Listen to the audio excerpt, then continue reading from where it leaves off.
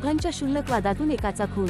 मेहकर तालुक्यातील मौजे विठ्ठलवाडी उद्वा शिवारात चिमट्याच्या धरणापासून 1 किलोमीटर अंतरावर 2 इसमांमध्ये वाद झाला। त्यावरून एकाने वृद्ध असलेल्या इसमास जागीच ठार मारले। दोघेही जण रात्रीला राखण्याकरिता शेतावर असताना काल दिनांक 15 डिसेंबर 2025 रोजी सायंकाळी 6 ते 7च्या दरम्यान ही घटना घडली।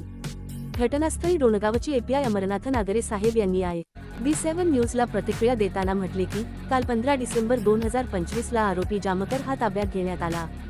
घटनास्थळी जामकर आणि राठोड यांचे काहीतरी क्षुल्लक कारणावरून वाद झाला। त्यामध्ये आरोपी जामकर यांनी वयोवृद्ध असलेल्या राठोड यांना मारून गळा आवळून घटनास्थळी आणून टाकले।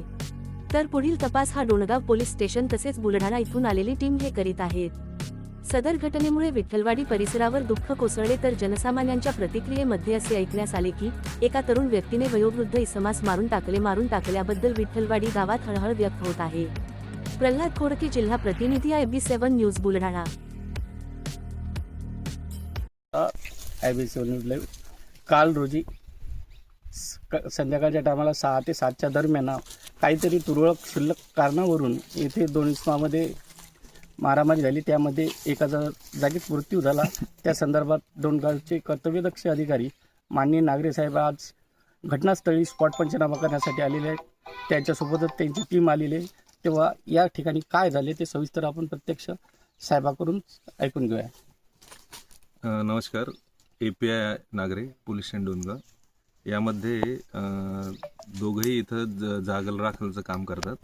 यामध्ये आरोपी ज्याचं नाव देवीदास चंद्रभान जामकर आहे, हा राहणारा सोनोना, तालुका पातूर, जिल्हा अकोल्याचा आहे। याने शिल्लक कारणावरून दारूच्या वादावरून मृतक मकराम चतुर राठोड यांना ते क्षुल्लक कारणावरून दारूच्या याच्यावरून वाद झाला त्यांचा, आणि त्यांना लाकडानं पहिलं मारलं। नंतर त्यांनी त्यांचा ते गळा आवळून त्यांना इथपर्यंत ओढत आणलेले आणि इथं त्यांनी टाकलेलं होतं। आपण काल 15/12/2025 रोजी गुन्हा दाखल केलेला आहे आणि आरोपी यांना आपण ताब्यात घेऊन अटक केलेली आहे आणि तपास चालू आहे। अशा प्रकारे घटनास्थळी माननीय नागरे साहेब आलेले आहेत। त्यांची टीम पुढील तपास चालू आहे। बघूया याच्यात काय निष्पन्न होते। धन्यवाद। आपण पाहताय IB7 न्यूज, आवाज नव्या युगाची।